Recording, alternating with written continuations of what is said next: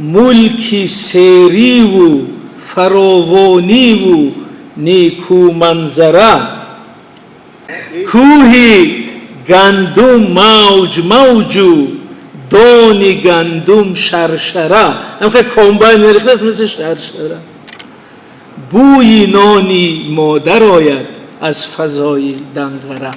و من میخوام که از این سر کردم که همین نوعه دنغره یک بار میگذاریم پر از لاله و بهار است، یک بار میگذاریم دشتا پر گندم، یک بار این سحر آمدیم کوه گندم و کاه و علف زدن، یک بار دیگر میگذاریم صحرای سفید زمستان.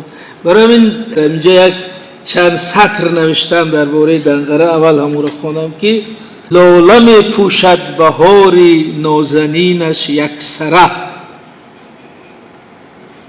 نغمه مرغی چکاوک می رسد از هر دره، ملکی سیری و فراوانی و نیکو منظره، کوهی گندم موج موجو دانی گندم شرشره.